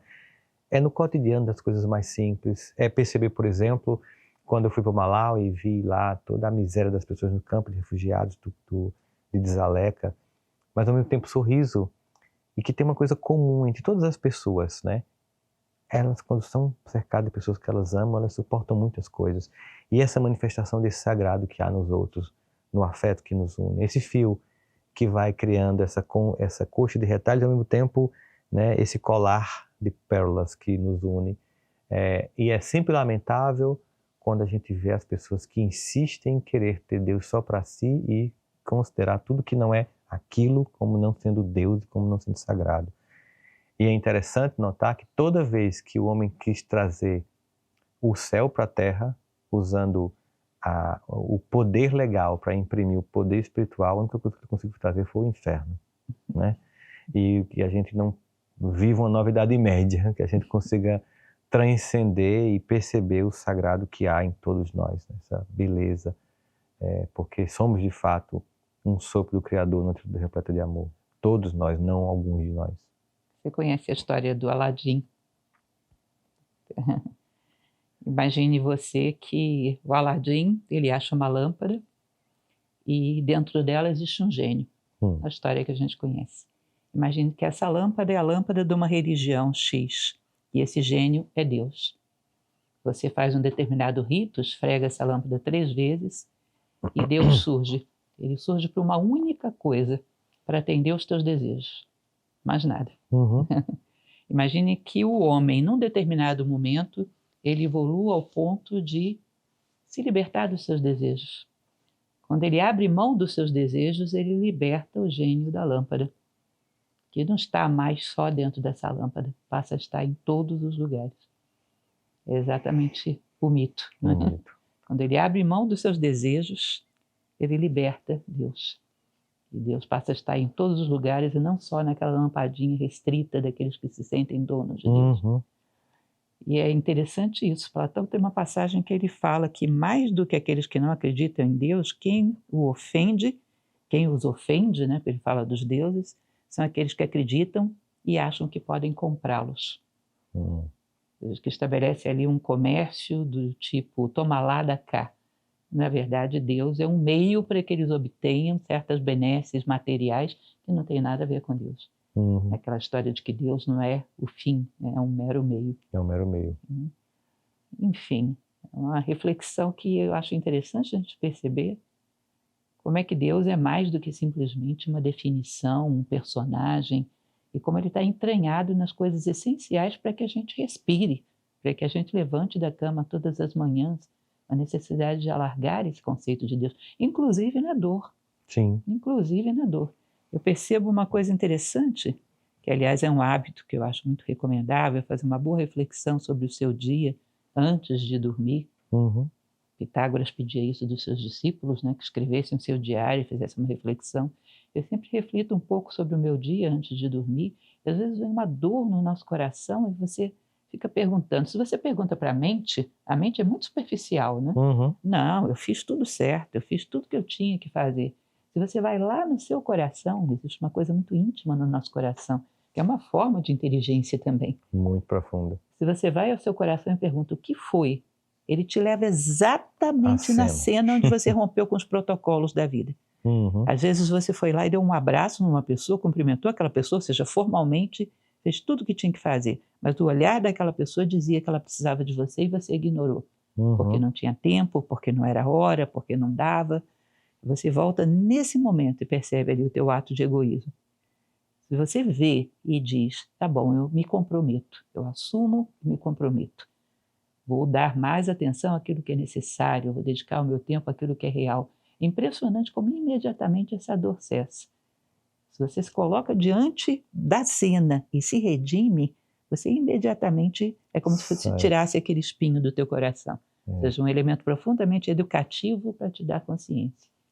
A nossa diretora internacional de Nova Acrópole, que faleceu agora recentemente, ela dizia uma coisa muito bonita, que ela dizia que a coisa que nós podemos dizer de Deus é que ele é como um coração. Ele expande e contrai, manifesta o universo e recolhe. Como dizem na Índia, né, os dias e noites de Brahma, ele manifesta e recolhe. Sístoles e diástoles, né, como um coração. E que como um coração, ele estaria ligado a todos os corações do universo. Se você mergulha profundamente no seu, É como se você estivesse na porta de um corredor cujo ponto final é o coração do próprio Deus, é o próprio coração do universo. Quando você mergulha no seu, você se coloca diante desse portal. Essa ideia de mergulhar no teu coração, perguntar por que das dores dele, por que das alegrias, o que é que está vibrando ali dentro. Mergulhar mesmo, parar um pouco e ouvir o pulsar do teu coração físico, perceber o que é que ele está querendo te dizer. São pequenos ritos da vida que a gente perdeu, né? Já não conhece mais, ou não vê mais sentido. Os pequenos ritos da vida de estar caminhando sempre em paz consigo mesmo, com um grau de diálogo interno, com um grau de vida interior e, ao mesmo tempo, com um grau de consagração da vida. Profundo deve ser. E a gente perdeu essa capacidade de se perceber e perceber ao redor, né? Inclusive, por isso, perceber Deus também ficou difícil para algumas pessoas. Elas preferiram criar um Deus a como elas querem. O que tem de bezerro de ouro hoje chamado de Deus, e que nunca foi Deus. Aquele evento em Sumatra mesmo, quando houve tsunamis, lembra, no Natal? E todos os bichos correram, menos o bicho homem, que perdeu a capacidade de ler a natureza, de sentir a angústia do próprio coração, que se estivesse ali, pessoal, alguma coisa mudou. Só observar a natureza, porque os pássaros estão correndo, porque os animais correm. Até quem assiste filme vê que em qualquer cena de catástrofe, os bichos correm, todos os bichos correndo, todo mundo ficou na praia de boa. Pela incapacidade de, vamos olhar a natureza, vamos ler. Falar a língua da vida. A língua da vida, que também é sentir essa frequência cardíaca, essa coerência cardíaca, como dizem hoje em dia, né? Que a gente perdeu. E é preciso e pode ser recuperada. Bom, nós vamos voltar para o nosso roteiro, né? Bora. Essa pergunta é bem filosófica, eu gosto muito dela. O que é a sabedoria, segundo a sua visão? Sabedoria não é conhecimento. É o uso que eu dou ao que eu já aprendi. E com propósito, com intencionalidade. No momento que eu tenho intencionalidade, eu passo a usar o pouco que eu sei com muita força. Provavelmente sua avó, que matutava lá, amassando o feijãozinho, o arroz dela, tinha muita sabedoria. Talvez não muita cultura, né? E tem muitas pessoas que têm muita cultura, mas não têm sabedoria. É colocar realmente algo que você já tem a serviço de você e da humanidade. Para mim, essa sabedoria se traduz em algo que é palpável para os outros, que transforma as vidas ao meu redor, que não é apenas uma superexcitação intelectual, que não é apenas um desejo imenso de apenas ter um currículo Lattes, que é tão grande quase que late, mas que não consegue consolar ninguém, mas que não consegue olhar no outro profundamente, sabe? Então essa sabedoria eu vejo em pessoas que são ignoradas cotidianamente, né? Eu vou dar um exemplo, Lúcia. Uma vez eu estava numa escola e a diretora da escola me falou o seguinte: Rossandro, a minha principal escola concorrente aqui na cidade demitiu o porteiro. Porque uma das mães dessa escola estava passando de noite, estava com uma necessidade de ir no banheiro, estava longe de casa, falou para o porteiro conhecia ela, a filha estudava lá, ele abriu a escola à noite e ela foi no banheiro. Quando no outro dia a dona soube, revoltada demitiu ele. E eu, compadecida com a situação, que eu achei injusto, convidei ele para cá. E veio mais de 80 alunos por causa do porteiro. E eu disse, sabe, a senhora está me falando isso, diretora, e uma das coisas que eu mais percebo é que a figura mais amada da escola é o porteiro. O porteiro conhece o nome de todos os alunos, ele sabe quem está indo entregar, se é a babá, ele sabe se o casal está separando antes da escola saber, o que está acontecendo. E sabe uma coisa? Eu nunca vi numa reunião da escola chamar o porteiro para dar opinião. É um tipo de conhecimento que é ignorado. Ele tem uma sabedoria. Ele pode não ter um currículo de pedagogia, ele pode não ter feito psicopedagogia, mas ele está lá na porta da escola, vendo as vidas entrando e saindo e vendo o que passa por elas. E tem uma sabedoria que é ignorada.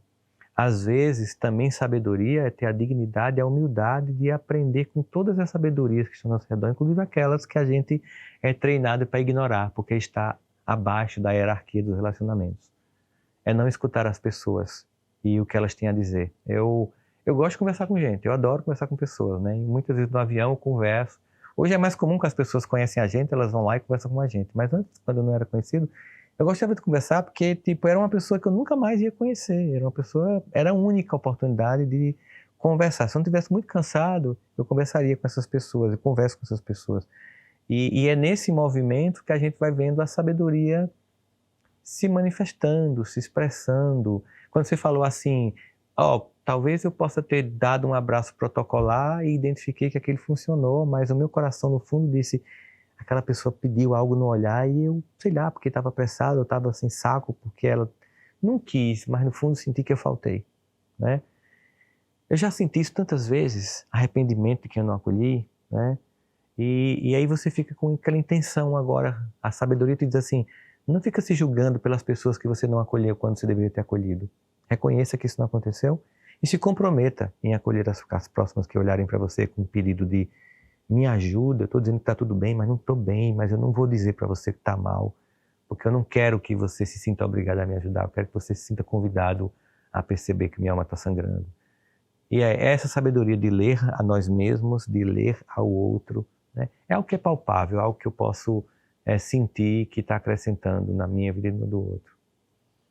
É uma coisa que você percebe até pelos exemplos que você deu, que nós temos duas coisas dentro da sociedade que são o intelectualismo e a sabedoria. E as pessoas tendem a dar um status maior ao intelectualismo, como se o intelectual fosse o cidadão da academia e a sabedoria fosse da vovó, fosse do porteiro, quando na verdade o intelectualismo sem sabedoria não serve para nada. Pelas vossas obras vos conhecerei, Sim, e não sim. pelo vosso currículo vos conhecerei. Exatamente. Na verdade, o mundo está cheio de necessidades e a sabedoria é aquela que sabe atuar sobre as necessidades do mundo. O intelectualismo não. Aliás, agora com a tecnologia, com a inteligência artificial e coisas do tipo, para que vai servir o acúmulo de informações na memória, quando elas estão tão facilmente à nossa mão, através de tanto aparato tecnológico, não é isso? Honrai as verdades com a prática, dizia Helena Blavatsky, e é um fato. O mundo tem 1000 necessidades. Quem é capaz de suprir as necessidades do mundo? A carência, a necessidade de amor, a necessidade de justiça, de fraternidade, é a sabedoria que percebe e sabe como resolver as necessidades do mundo. E a boa ação é aquela que atende às necessidades do mundo e não simplesmente preenche o ego de alguém. Nós estamos cheios de pessoas com um currículo admirável, mas que quando a vida se mostra carente de alguma coisa, não fazem nada. Eu fiquei muito impressionada na época da pandemia, a quantidade de pessoas que, no meio de uma situação extremamente complicada, todo mundo tentando sobreviver, de repente demitiam um funcionário, demitiam uma doméstica, sabe que essa pessoa ficaria dentro de casa, sem ter a mínima condição de viver, de sobreviver. E às vezes as pessoas muito simples na rua, tentando ajudar. É impressionante como, diante da necessidade, às vezes o intelectualismo dá as piores respostas. Ou seja, você pergunta, essa pessoa sabe o quê? Qual é a aplicabilidade disso que está sendo na vida gerado? Eu tive um exemplo disso bem concreto. Assim que eu entrei na universidade fazer psicologia, eu fui fazer pesquisa, chamada PIBIC, Programa de Iniciação Científica, né? E aí eu fui num dos bairros que fica à frente da universidade, que era um bairro antigamente bem periférico, hoje ele é bem mais urbanizado. E entrei numa casa para fazer entrevista de uma pesquisa que eu estava fazendo. Aí a senhora perguntou assim para mim, você é de onde? Eu sou da universidade, vim fazer uma pesquisa. Disse, pois pode ir embora, meu filho. Eu não vou responder nada. Eu disse, por quê? Porque eu moro aqui há 30 anos. Desde que eu vim morar aqui, que vem gente dessa universidade pesquisar a gente, e nada mudou aqui. E eu fiquei lembrando, caramba, de fato, eu vou pesquisar, vou perguntar para ela, vou tornar aqui uma monografia, vou apresentar, ganhar a minha nota, e aquilo vai ser engavetado. E soluções concretas para a comunidade não existem.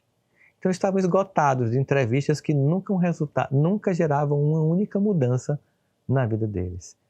É claro que quando a sabedoria se soma ao conhecimento, a potência de agir é muito maior, né? Por mais que eu tenha bondade no coração, se alguém tiver um ataque cardíaco, a capacidade que eu tenho de ajudar versus um cardiologista é bem menor.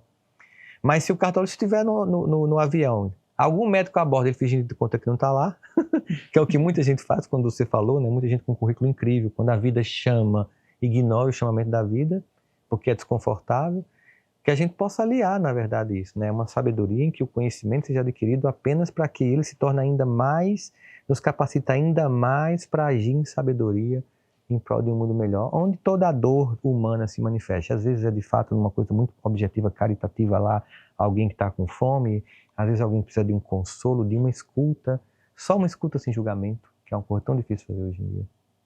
E é onde o conhecimento realmente se enraiza. É. Porque quando o conhecimento se torna apenas teórico, ele não é real. Quem se operaria com um médico que nunca fez nenhuma cirurgia? Exatamente. Ou seja, onde o conhecimento se enraiza é quando ele é voltado para a prática e traz transformações para a vida, né? Qualifica a vida. Com certeza. Existe uma frase antiga que diz que a diferença entre o intelectual e o sábio é que o intelectual, quanto mais intelectual ele é, mais arrogante ele fica. Quanto mais sábio ele é, mais humilde ele fica. E é verdade. Bom, mas vamos voltar para o nosso roteiro, né? Para você, qual é o maior mal do mundo atual? A gente está indiferente. Existe uma vontade de me proteger, de proteger os meus e o mundo que se exploda. Se eu estiver bem, num carro blindado e num condomínio, tá tudo bem. A imensa dor do mundo não é sobre mim e eu não tenho nada a ver com isso. E essas pessoas esquecem que um dia elas vão ter que parar na farmácia para comprar um remédio, sair do carro blindado e talvez encontrem lá toda a indiferença que elas querem deixar debaixo do tapete. Existe uma certa indiferença moral hoje na sociedade. Parte da sociedade é indiferente. A dor da maioria da sociedade. Quando eu estava lá no Malawi, eu perguntei para uma das pessoas que estavam lá se era importante a gente visitá-los. Né? Porque você pode, por exemplo, imaginar que a gente vai para a viagem, a gente banca a viagem, né? Se eu pegasse aquele dinheiro da viagem e desse para lá, não era mais interessante do que eu ir lá? Ele disse assim, quando você vem aqui, você nos vê. Nós somos vistos. E o mundo sabe que nós estamos em sofrimento. Porque vocês denunciam isso para o mundo. Então, nem sempre o que eles estão querendo é somente que a gente dê alguma coisa. É sobretudo que a gente se dê. Como aquele jovem que você disse, não tem a moeda, mas na próxima vez, você se olhou com dignidade. As pessoas precisam olhar com dignidade. As pessoas precisam ser vistas, ser percebidas, né? Que é uma coisa simples, as pessoas, elas reclamam porque dão gorjeta aqui, mas quando estão viajando, adoram dar gorjeta lá fora. Porque parece que é chique dar gorjeta nos Estados Unidos em dólar, que é até mais caro, mas aqui não, não, como assim, né? São coisas tão pequenas que você vai percebendo características da pessoa. No mundo de hoje, se você é indiferente a um motoboy que chegou lá no meio de uma chuva em São Paulo, e você pensa, o que custa eu dar R$20 a mais a esse rapaz? Para mim não vai fazer diferença de jeito nenhum na minha vida, mas na dele pode ser que faça diferença. E às vezes não é nem o dinheiro, é o gesto. Às vezes eu já vi muitas vezes eles disseram assim, cara, você vai me dar o dinheiro, já está pago. Não, mas não é o do iFood, eu vou dar o dinheiro para você. Mas por quê? Porque você veio trazer a comida. E o que mais me espanta é como eles se espantam com isso. Ou seja, é uma coisa pequena de você pensar assim, poxa, é dizer assim, eu me preocupo com você, né? E quando a gente percebe isso, quando essa indiferença, ela cede espaço para um comprometimento com empatia e compaixão, o amor começa a se movimentar. E esse Deus, ele passa a ser percebido. E não mais duvidado. Não mais questionado. Porque muitas vezes é naquela pessoa da esquina lá adiante que eu vou encontrar o Deus que eu estou precisando. O Deus que se manifesta nela pessoa. E muitas vezes, todos os dias, em todos os momentos, eu estou sendo convidado por Deus para Ele se manifestar em mim, no coração do outro. E a maior parte das vezes a gente tem se recusado a isso. A ser esse agente que traduz o amor de Deus na vida do outro. Porque se tem fome na África, somos nós que temos que saciar, ou na periferia próxima à nossa rua do outro lado. Se tem pessoas que estão enlutadas, estão precisando de um consolo, eu abrir mão da minha Netflix, abrir mão da minha sériezinha, de meu TikTok, vendo só vídeos engraçados e dizer, poxa, eu sei que fulano hoje tá só e faz um mês que a mãe morreu e eu vou ligar para essa pessoa. Eu sei que é desconfortável, vi que ela vai chorar, eu sei que eu não vou ter o que dizer, também não vou dizer coisas ridículas do tipo, tá melhor do que a gente, só escuta, acolhe, pergunta se quer tomar um café. Esses pequenos gestos nos tiram dessa indiferença que tem gerado tanta dor no mundo.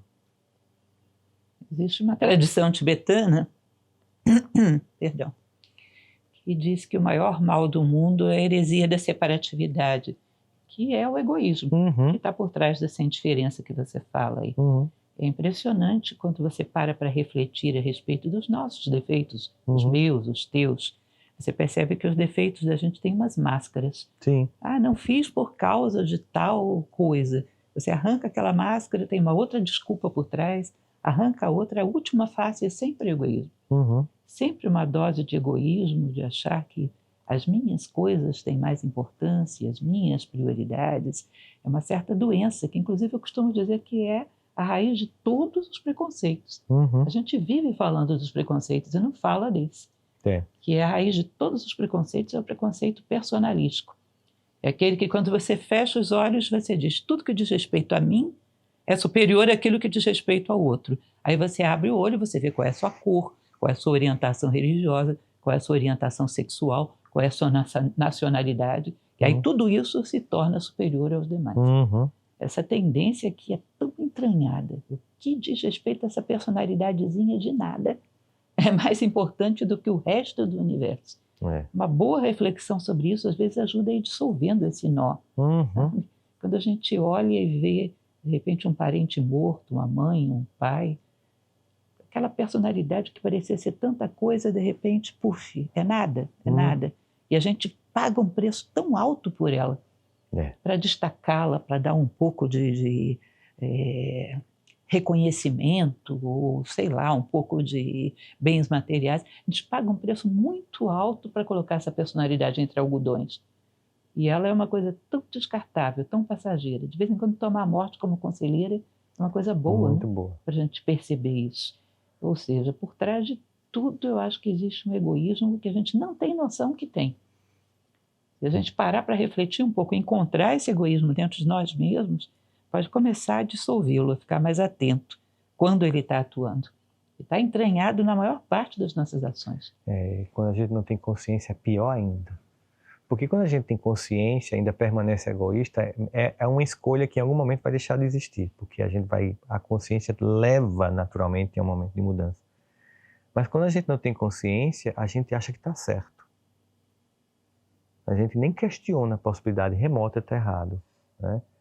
E a gente não entende, por exemplo, quando acho que só eu tenho razão, que quando Jesus diz assim, por exemplo, é preciso amar o inimigo, é tão claro isso assim, não perdoar e se pedir para andar 1 quilômetro, anda 10, se bater numa face, dá outra. Ou seja, tudo que é só os meus, os grupos que eu escolhi, os que estão aqui nesse lugar que eu elegi como sendo superior, não, é lá fora, é encontrar essa diferença que irrita, o outro que pensa diferente, que diverge, e que também foi o que criei, que também é filho, que também...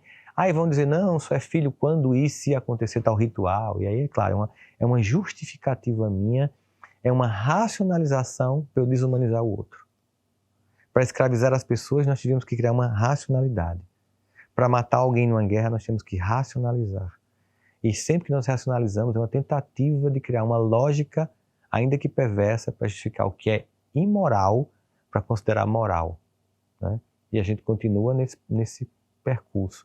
E essa indiferença, ela acontece, sobretudo, quando ela é difusa. Tem uma pesquisa muito conhecida de uma jovem chamada Kate Genovese, que ela foi esfaqueada no bairro do Queens, em Nova York, nos anos 70.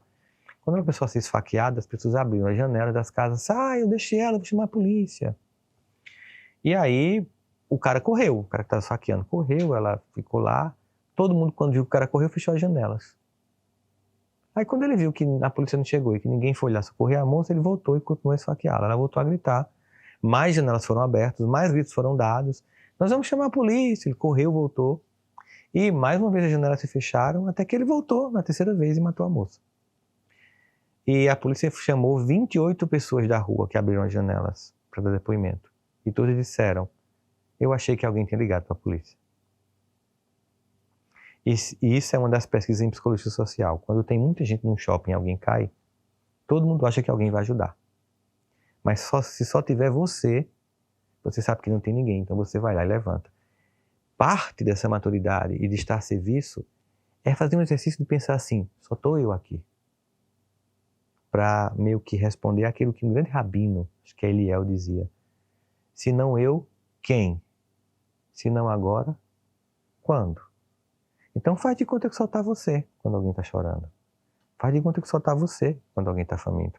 É um exercício para você imaginar, não tem ninguém que vai fazer, e se não for eu, quem vai fazer? E se não for agora, vai ser quando? Ajuda a gente a estar em movimento.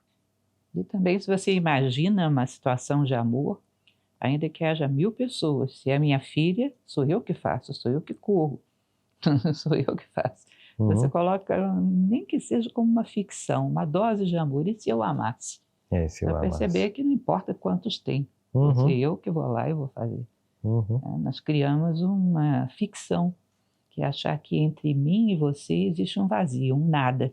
Então o que acontece a você não diz respeito a mim.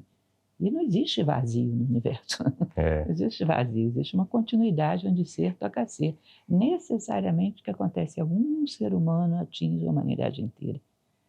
Tem uma passagem da tradição budista que diz que quando Siddhartha Gautama, o Buda, se iluminou, um pouco de alívio das dores percorreu toda a humanidade. Todo mundo sentiu um pouco de alívio, um pouco de bem-estar, porque é um corpo só. Quando um se beneficia, todo mundo se beneficia. Mas também quando um cai, um pouco de nós cai junto com ele.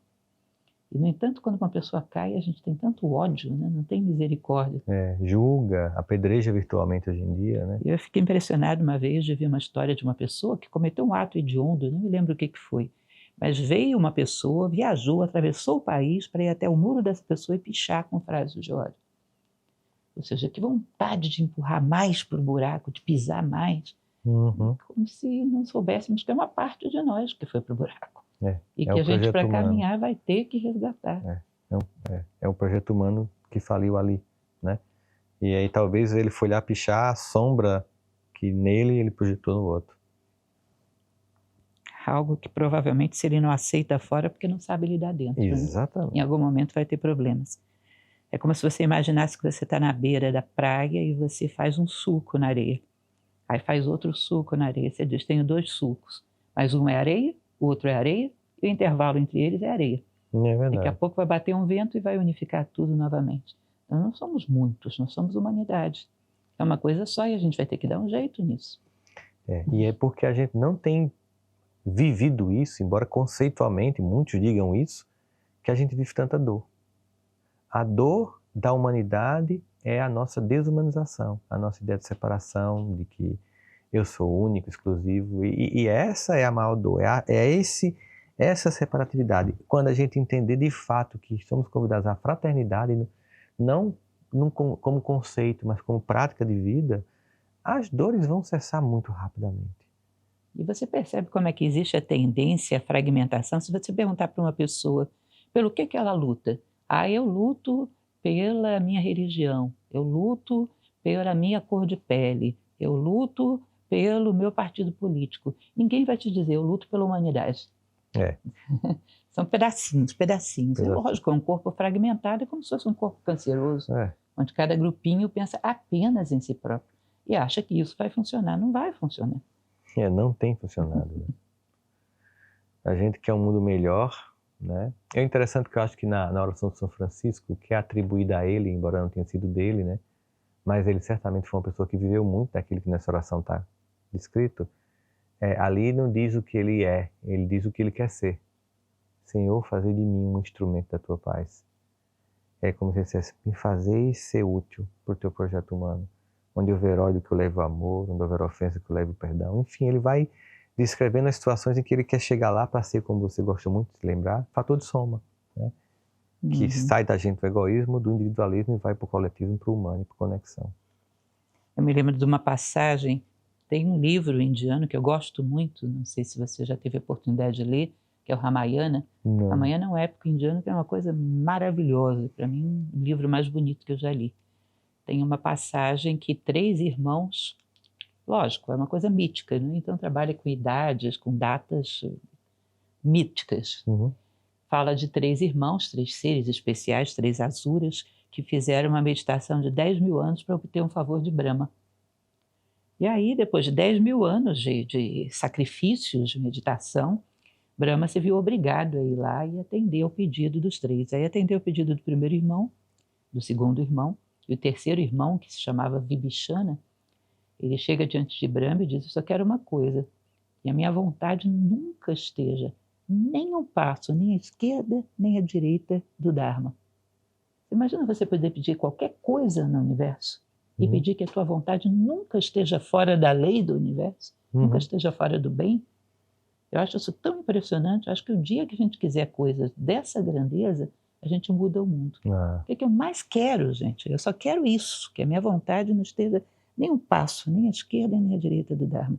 Que coincida com isso. Eu quero isso tão fortemente, né? A única coisa que eu quero. E Brahma concedeu a esse homem que ele não tinha pedido isso, mas por causa desse pedido ele concedeu a ele a eternidade, a imortalidade. Eu acho que nós superamos todas as nossas dores o dia que os nossos desejos forem maiores do que meramente uma sobrevivência confortável e prazerosa. Quando for um desejo que os outros possam também usufruir, né? Que não seja a minha vitória sobre o outro, mas seja a nossa vitória. Interessante porque a Margaret Mead, ela, numa palestra, uma grande antropóloga americana, ela foi perguntada por um aluno: professora Margaret Mead, qual foi o achado da antropologia que, segundo vocês, dá início ao que a gente chama de civilização humana? E eu acho que os alunos ficaram esperando que ela falasse a invenção do fogo, o tacape, uma flecha. Ela falou: foi quando a gente achou nas escavações o osso do fêmur cicatrizado. Aí, por quê? Porque quando esse osso quebra, a pessoa não consegue sobreviver sem ajuda. A humanidade começou quando, de repente, aqueles bandos, quando corriam, quando um morria antigamente, ele ficava lá com boi de piranha para os outros escaparem. Mas em algum momento, uma carga de afeto surgiu e alguém correndo quebrou o fêmur e alguém que estava ao lado disse: eu não posso ir sem você. E ficou cuidando, pegando água, levando fogo, botando na caverna e fazendo comida. A civilização humana não começa quando a gente cria algo, mas quando a gente cuida. Desde o começo. E ela pode ruir pela falta do cuidado, pela indiferença, pelo não olhar, pela desconexão que a internet, por exemplo, pode provocar nas pessoas. É irônico isso. Eu vi uma reportagem que foi veiculada por aquela revista National Geographic, que eu gosto bastante dela, que mostrava que durante bastante tempo eles acreditavam que a diferença entre os sapiens e o Neandertal, que fez com que o sapiens prevalecesse, fosse um cérebro maior, uma capacidade maior de inteligência, e todas essas coisas foram sendo descartadas como inválidas. E aí esses cientistas propunham que foi porque o sapiens era colaborativo, enquanto o Neandertal era cada um por si. Exatamente. Ou seja, nós sobrevivemos às custas da colaboração. Será que agora a gente vai virar Neandertal de novo? Exatamente. Caminhamos ao contrário, né? Você veja, a gente tem uma geração de pais que fizeram os filhos sobreviverem, uns que fizeram os filhos... Até eu falei um pouco disso no nosso lançamento em Brasília, né? Uma geração de pais que queriam que os filhos sobrevivessem, porque morria muita criança. Aí veio uma geração que queria que os filhos fossem para a escola. Aí veio uma geração que queria que os filhos fossem para a universidade. E hoje tem uma geração que quer que os filhos não se matem. É como se a gente estivesse tendo pelo menos parte da humanidade estivesse retrogradando em certos níveis de percepção de moralidade. Enquanto que outros avançam, né? Obviamente. Às vezes é também olhar o ibope que o mal tem no mundo, que é muito grande, né? O mal tem um ibope muito grande. Qualquer gesto dantesco da humanidade com uma visibilidade incrível, mas toda a bondade diariamente feita não ganha visibilidade nenhuma. Eu falo bastante sobre isso. É impressionante como é que tem pessoas fazendo coisas fantásticas e a gente não sabe nem que elas existem. Bom, o que mais vejamos? Qual é a melhor coisa que você acredita que nós podemos fazer para aqueles que amamos? Estar presentes na vida deles. De verdade, intencionalmente, sabe? Hoje a gente vive com o chamado atenção parcial constante. Você tem que estar lá. Tem um ditado oriental que diz o seguinte: antes de se iluminar, pegue água, né? E faça comida. Depois de se iluminar, pegue água e faça comida. Ou seja, não importa que espaço você ocupe no mundo lá fora, em casa, seja alguém que faça aquilo que é o mais simples, que é alimente, aqueça, né? Quando a gente chega em casa, a gente tem que se despir dos títulos e da visibilidade para ser só esposo, esposa, pai, mãe. Eu adoro a coisa comum, a vida simples. Adoro botar roupa na máquina de lavar e sentir o cheiro da máquina lavando a roupa. Eu adoro sentir o cheiro da máquina secando a roupa. Eu não gosto de lavar roupa na mão, dá mais trabalho. Mas eu gosto da higiene. Eu adoro lavar a louça se estiver suja. Eu adoro passar o pano na casa se tiver. Eu adoro ir na feira fazer compras. As pessoas me encontram. E você faz feira? Eu digo, é porque eu como. Porque as pessoas acham que você não se alimenta. Eu adoro ser uma pessoa comum em casa. Eu adoro cuidar das pessoas. E isso exige realmente intenção, porque às vezes você pode ser sequestrado por estar sempre sendo solicitado pelo mundo e faltar quem é muito importante. Então, essas são as pessoas que estarão comigo, são as pessoas que estão comigo quando ninguém me conhecia e estarão comigo quando um dia eu não for interessante mais para o mundo. Para elas eu serei interessante. Então, elas nunca podem deixar de ser interessantes para mim. E eu preciso estar presente na vida delas, intencionalmente presente. Mas você não acha muito inspirador também quando essas pessoas vencem uma limitação, a capacidade que isso tem de ser inspirador para as pessoas que estão à volta delas? Sim, sim, sim. Eu tenho um esposo excepcional, já que a gente está falando de família, né? Eu tenho um esposo excepcional, que ele é capaz de levantar para fazer um café da manhã para mim, seja lá qual for a hora que eu vou pegar um voo no aeroporto, que é capaz de honrar os compromissos dele com alguém, ainda que tenha chegado de uma viagem há meia hora atrás. Essa capacidade de superar os seus próprios limites, de grandeza de alma, é uma das razões para eu lutar, de continuar crescendo. Eu acho muito inspirador quando a gente cresce. Quando a gente faz isso pelas pessoas que ama. Aliás, é uma excelente razão para crescer, né? Fazer pelas pessoas que a gente ama. E é nesse cotidiano, né, Lúcia, que a gente mostra isso, porque assim, é mais fácil assim, você agora pode proporcionar coisas incríveis para sua família. E posso financeiramente proporcionar. Mas o que eu tenho mais prazer de proporcionar por eles é a minha própria presença, é a minha própria companhia, é a minha própria escuta, sabe? Teve uma vez uma tia minha, não queria lhe aperrear, eu disse, por que não? Porque você é tão ocupado, tanta gente lhe busca, mas só você é minha tia. Você tem toda a autoridade, você tem todo o direito de me procurar, de inclusive dar carão. Então assim, é quando você deixa claro para aquelas pessoas que você é um deles, nada mudou, né? E esse gesto, como por exemplo, ele acordar, fazer o seu café, que acho que é... E eu digo porque, por exemplo, Janine, ela canta, minha esposa é cantora, né? Então no final de semana ela canta, aí quando eu acordo domingo, eu sempre faço o meu podcast ao vivo, que é o Cuidando da Alma, e antes dele eu faço o café dela. Assim, eu tenho prazer em fazer isso. E às vezes eu estou no Cuidando da Alma, mas se estende um pouquinho, ela espera. Porque ela adora o ovo frito que eu faço. Ela não sabe fazer bem feito. Então ela disse, eu esperei porque eu gosto do ovo frito que você faz. E eu acho que assim, essa pessoa comum das coisas mais simples, que é o que conta no fim. Aliás, daquela experiência que a gente estava falando sobre como a morte nos ensina, né, Lúcia? É nesse dia, quando você está velando alguém que você ama, que você descobre que, por exemplo, quando eu fui enterrar minha mãe, que ela vai aos 67 anos, o que hoje é uma pessoa jovem, porque teve lúpus, fibrose pulmonar, você não lembra se você pôde ou não ir para a Disney, se você teve ou não um All-Star vermelho. Você só queria, só mais um Deus te abençoe. Você só lembra de uma mulher que quando se separa aos 26 anos, cresce para dar conta de um lugar que fique ausente, que é o do pai, que enfrenta preconceito do divórcio nos anos 70, quando nem podia, mas não se submeteu mais a ser espancado. E que quando você duvidava de você, porque com déficit de atenção e hiperatividade as pessoas diziam, você não vai para lugar nenhum, você não termina a 5ª série, ela dizia, ele vai longe porque eu sou a mãe dele, eu sei quem ele é. Né? E aí você lembrar nela e pensar quando Freud dizia assim, é incrível a força de uma pessoa que se sente amada. Quando muitas vezes a fé dela eu tomei emprestada para um dia ser a minha fé em mim.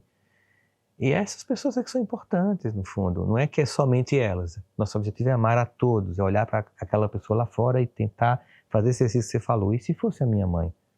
Mas se eu não começo a fazer isso em casa com essas pessoas que não são perfeitas e que têm dificuldade de confiança, se eu não consigo fazer isso em casa, como me candidato a uma humanidade? Não consigo.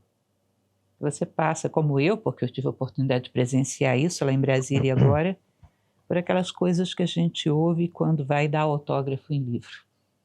Que as pessoas nos dizem, que agradecem porque passaram por uma crise, superaram dificuldades. E as pessoas não têm noção do que isso significa para a gente. Às vezes eu tenho que lutar, todos nós temos, né? Lutar contra uma cólera, contra uma vontade de...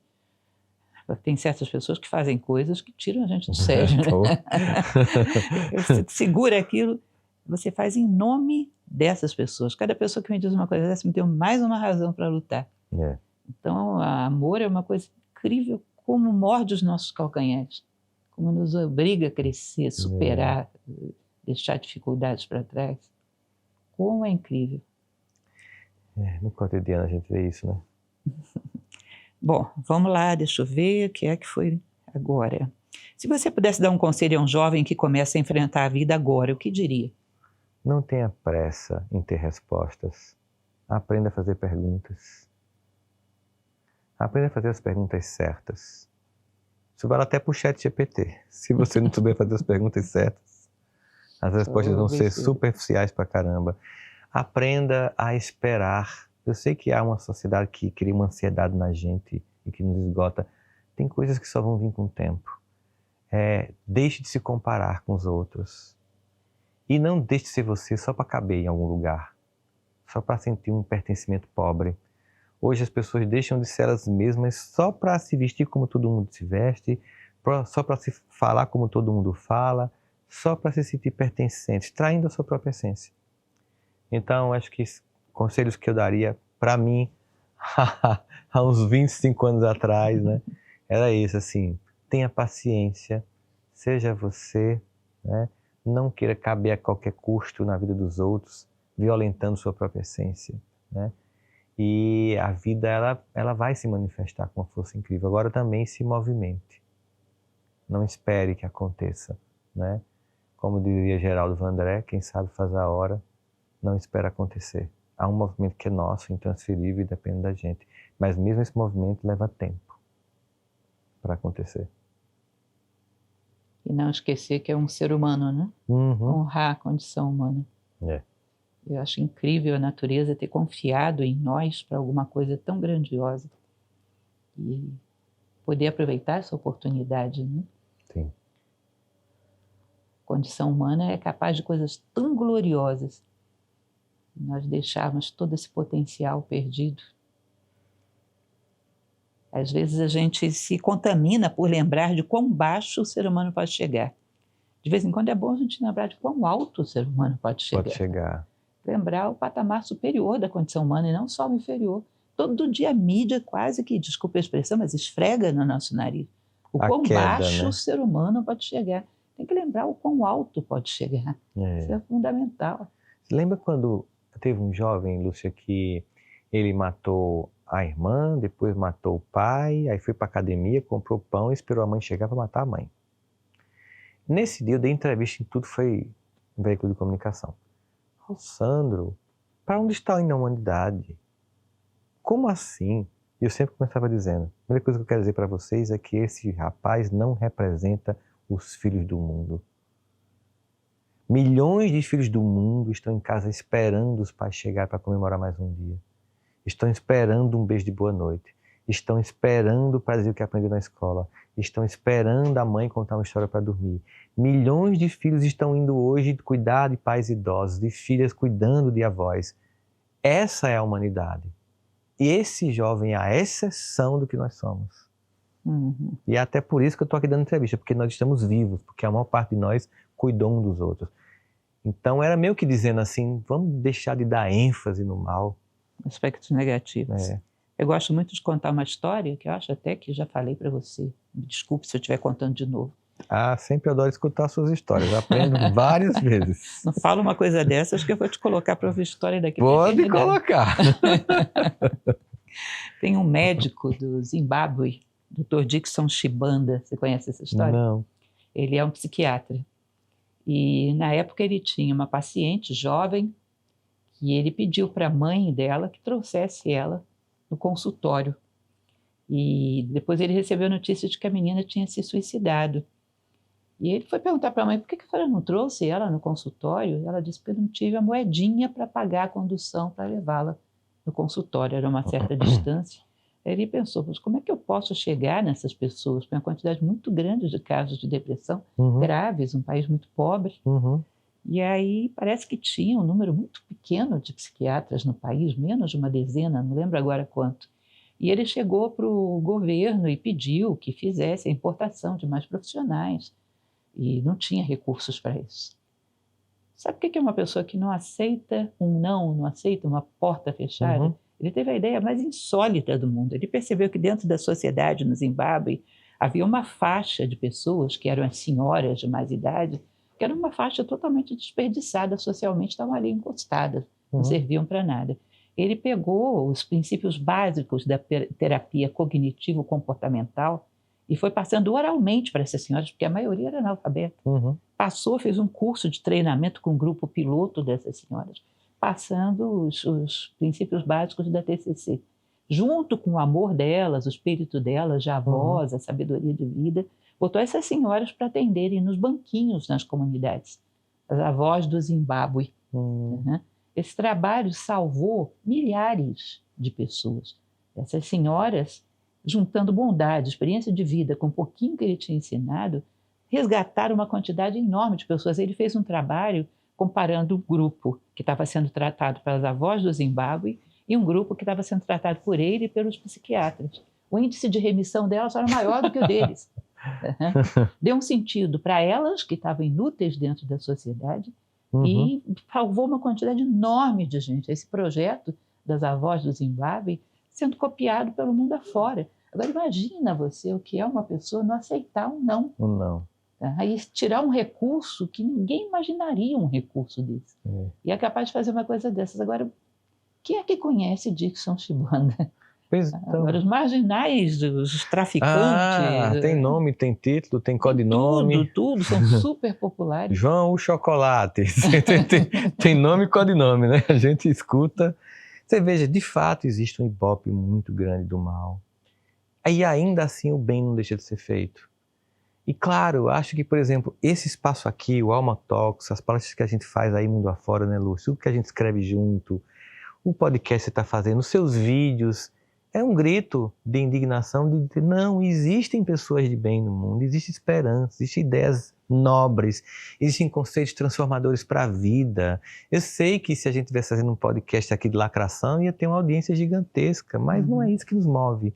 A gente quer levar consciências, a começar pela nossa. A esperança continua de que a gente está aqui fazendo um trabalho de construção e de convite à dignidade humana que existe. Né? Tem trabalho de Nova Acrópole pelo mundo afora, também, que é impressionante. Que faz isso e que está crescendo nos Estados Unidos agora, estou muito feliz também.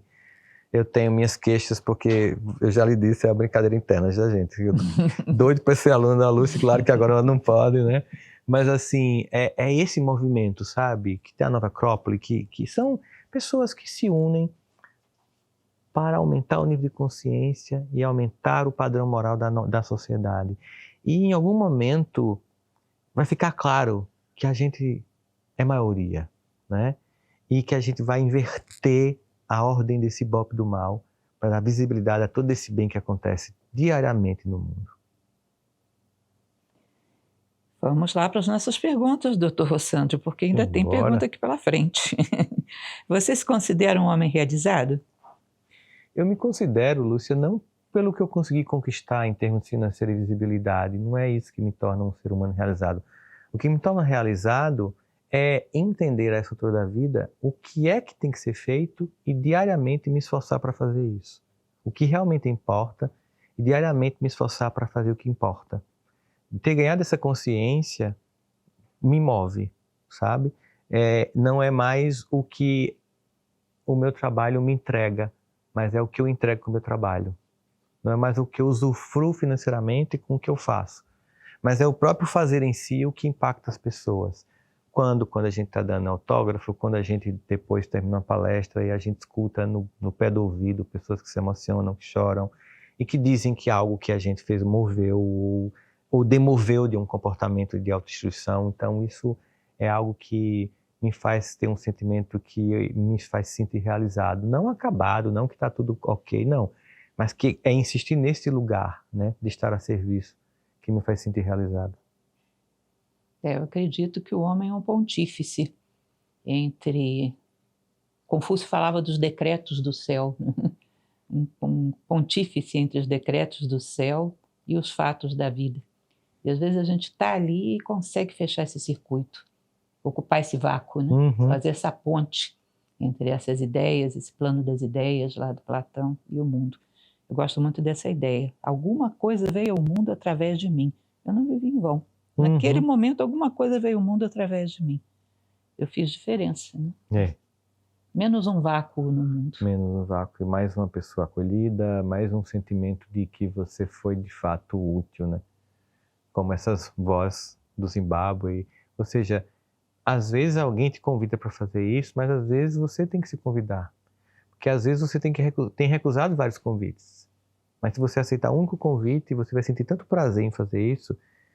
É um caminho sem volta, é viciante.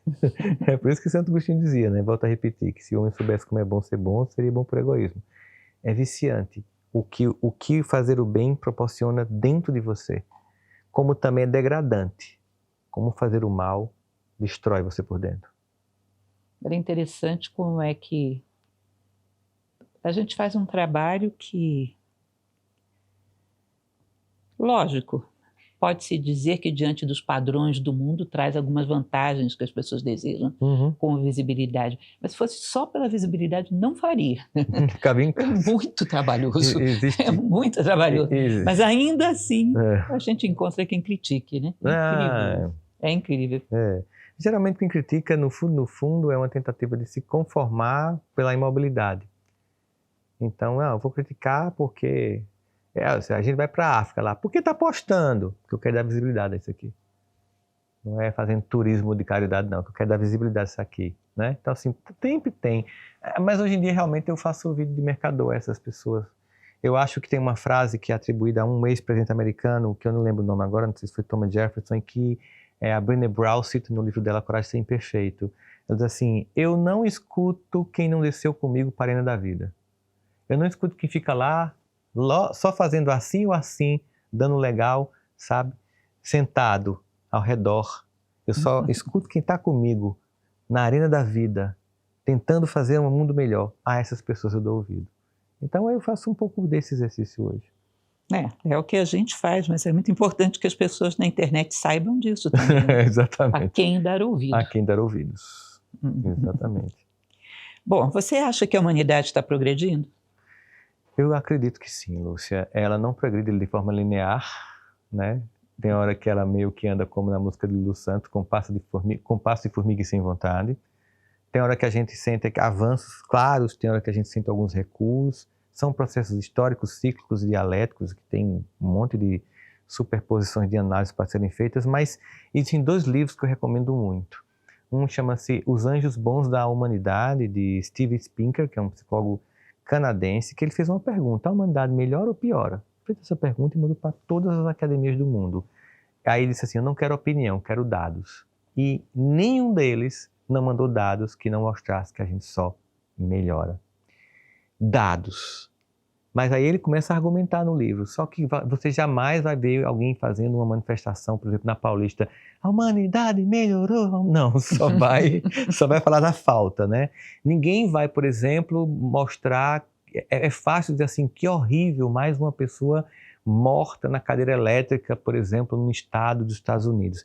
Ninguém vai dizer, olha, hoje isso nos choca. Entende?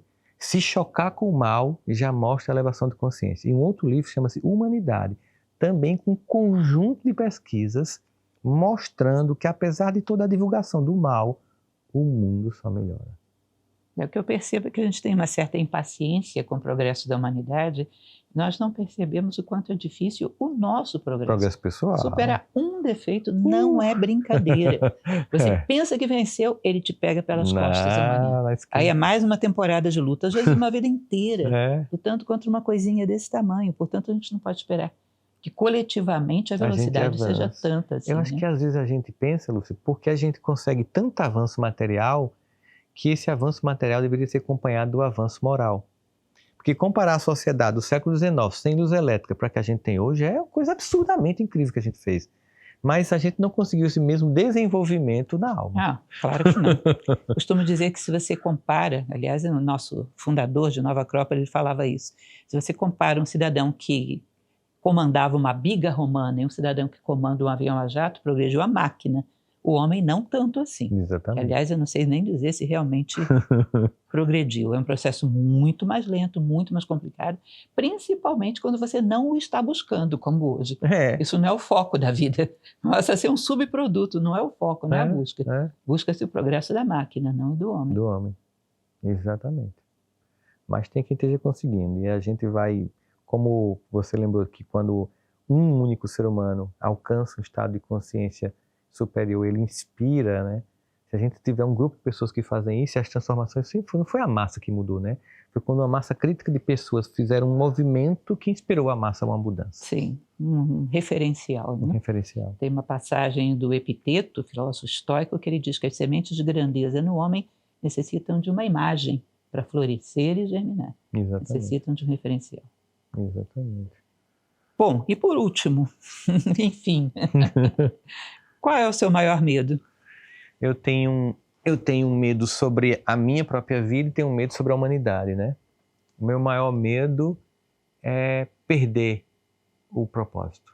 Em algum momento me deixa capturar por Maia, pela ilusão, sabe? É sempre manter-me fiel ao que essencialmente move minha vida.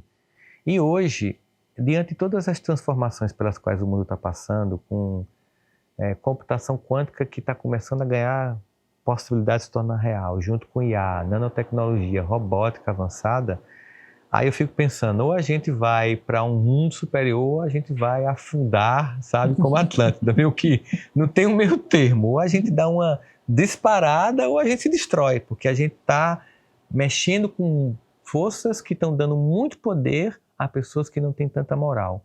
E aí, isso me preocupa. Existe um pensador que ele fala uma coisa muito interessante, que quando se descobriu a energia atômica, é como se você tivesse uma piscina com gasolina, mas só 2 pessoas tinham fósforo. Hoje tem muitas com fósforo. A possibilidade de cair na piscina e tocar fogo no parquinho é grande, né? Isso. É bem isso.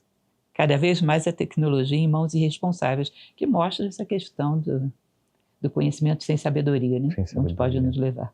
Exatamente. Eu gosto muito de uma frase, mudando um pouco do assunto, em relação à questão do meu maior medo, uma frase que se atribui ao mago Merlin, no mito do rei Arthur. O maior mal do homem é o esquecimento.